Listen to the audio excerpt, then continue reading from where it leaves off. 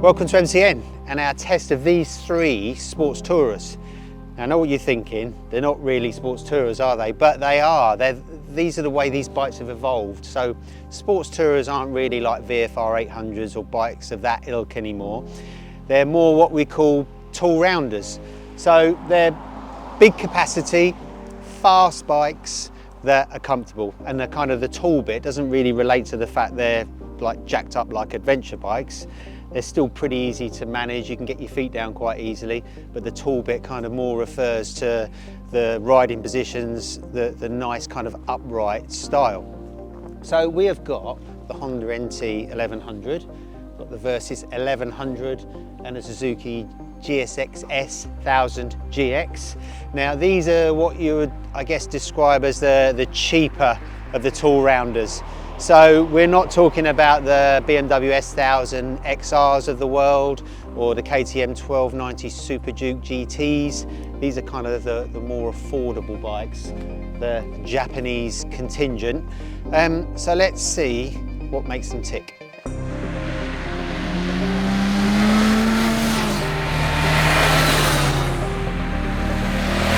So all three of these bikes are very similar in spec, so we can compare like for like. They've all got panniers and they've all got electronic suspension. The Honda NT1100 that you see here is the DCT version. It's £14,099. It's got a 1100 parallel twin engine, which makes about 100 bhp. It's been revised for 2025, so it's got slightly more mid-range. It's got an IMU for the first time, bigger panniers and a slight restyle and revised DCT settings, and this bike has been around since 2021. During the course of this test we got 51 mpg out of the Honda, and with its 20.4 litre tank that gives it a theoretical range of 229 miles. Over on the Suzuki, well, that costs $15,899. It's the GX Plus, which means it's got panniers. It's got 150 bhp and it's powered by that K5 GSX-R engine, inline 4, 1000cc. It's been around since 2024. During our test it produced 45 mpg, and with its 19 litre tank that would give you a 188 mile range. And then we've got the Kawasaki, the second new bike for 2025. It's been enlarged to a 1100cc from a 1000, still an inline 4. It's £16,399 with the panniers, and it's had some minor upgrades. So as well as its extra capacity, it's got slightly more power, slightly more torque, it's got a heavier flywheel and bigger discs, and it makes 133 bhp. The Versys has been around since 2012, so it's a little bit long in the tooth now, but still going strong. And during our test it returned 44 mpg, which will give you 203 miles from its 21 litre tank. All three of these bikes do their job of being a sports tourer extremely well. They're all comfortable on the motorway, they're all practical, they're all fun in the corners, to the point that if you're a Suzuki person, buy the Suzuki, you're not going to be disappointed. If you love Kawasaki's, go for the Versys, and if you're a Honda person, go for the NT. You're going to love all three bikes. If value is a consideration, then the Honda wins the test. It's the cheapest to buy, it does the best MPGs, and you get the most for your money. But all three of these bikes have got their own kind of niche. So there's all sports tourers, and at the sporty end, it goes without saying, is the GX. It's got the GSX-R 1000 K5 engine, and you know, just standing here now, if you were to take this front fairing off, it would be a super naked, or stick a race rep fairing on, it could easily be a sports bike, and it feels every inch a sports bike. It's relatively cramped, it's 150 bhp, so it makes a lot more power than the others.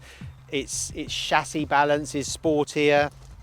We've got our new boy Lewis Bishop on a test with us, our new road tester, and he loves sports bikes, and we can't get him off of this. So you know, if you want to, I suppose if really you want a comfortable sports bike that would do a little bit of touring, this is the bike for you.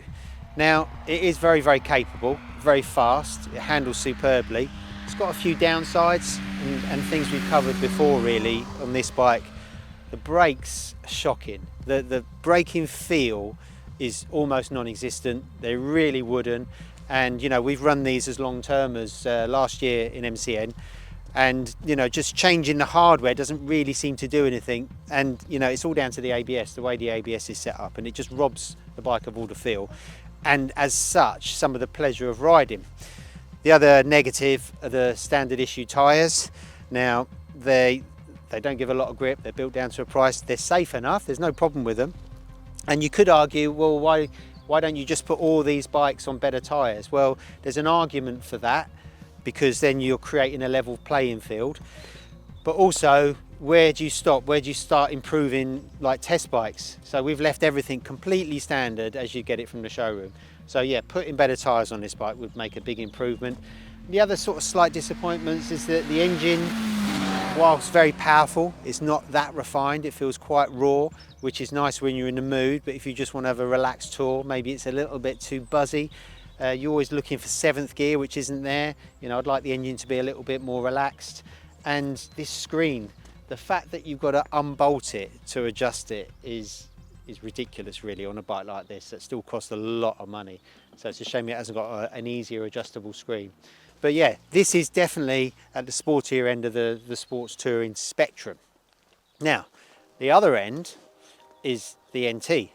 Now, after riding these inline 4s, the NT being a parallel twin does feel a little bit lumpy and unrefined at first, and it feels quite big. It doesn't feel very sporty, and you kind of think, it's not that impressive from the get-go. But the more you ride this bike, the more the more involving it seems. The engine's got its own character. Yes, it might be lumpy and it might be a little bit lazy, but the thing that surprised me the most about this bike is how sporty it can be. The way the DCT is set up now just gives it a lot of sportiness with the gear changes. The handling is superb. It comes on the best tyres here, which is some of the reason. It's got Metzeler Rotec 01s. The handling is brilliant, the chassis balance is brilliant, and then as a touring bike, superb. It's got decent wind protection, the screen now is easier to adjust than it used to be, panniers are more useful, and your DCT really suits this bike because you can just leave it in automatic and just waft miles and miles and miles. And if you want to be sporty, you can put it in sporty mode, but the DCT also allows you to interfere kind of with the gearbox in auto mode. So if you want to drop down to overtake a car or whatever, or accelerate harder out of a corner, you can just do that with the flappy paddles on the switch gear. So overall, this bike's really got under my skin. I guess this is the bike that surprised me the most on this test. And you know, we've said it before, Honda are on a bit of a roll at the moment with the bikes they're producing. Granted, still not the most exciting bike in the world, and in my opinion, probably not the most pretty bike. But as a tool, as a touring tool that you can have fun on, absolutely brilliant. And it's not just me that thinks that, because Honda sell an absolute bucket load of these in Europe, and I can see why they're so popular. So these are, I guess, the opposing ends of the sports touring spectrum. And sat right in the middle is the Versys.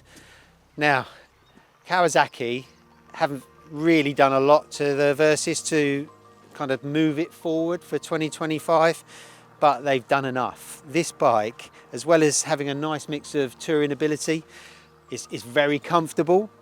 The seat's probably the most comfortable of all the bikes here. The Honda actually has got quite a hard seat, and it gets quite uncomfortable after a couple of hours. But this has got a really beautiful plush seat. I rode this at its launch at the end of 2024, spent all day in it, had absolutely no aches and pains. It's got the most leg room of all the bikes here, so for a tall rider like me, 6 foot, loads and loads of leg room, fantastic bar position, great screen, and just very smooth. The suspension, the electronic suspension on this, and as all the bikes, they give you the versatility to turn the bikes into a sports bike or a touring bike, but this has kind of got the best range. This firms up when you want to be sporty, and the ride quality from this suspension is absolutely superb. And I think that kind of, the ride quality, the word I'd use is velvety for this bike. Everything from the way the power's delivered, to the ride quality, to the throttle response. It's just really, really velvety. It's fast, doesn't make as much power as the GSX, but you know, in the real world where you're not absolutely thrashing it, when you're swimming around in the mid-range, it's more than fast enough. It's got a beautiful airbox growl. It's really, really well made.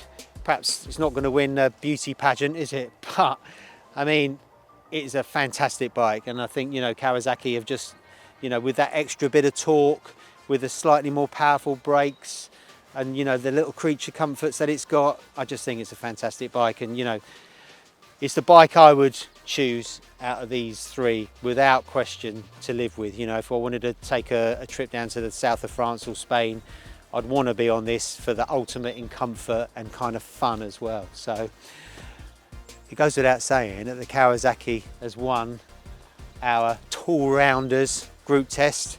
It's been around all these years, as I said earlier, and it just keeps on getting better and better. But you know, if you want something sporty, go for the Suzuki. If you want something slightly more relaxed, it's the Honda. But right bang in the middle, our all-rounder of 2025 is the Kawasaki Versys 1100. So that's it for this video. Thanks very much for watching. Please like and subscribe, and we'll see you here for another one very soon. Excellent, mate. Really nice.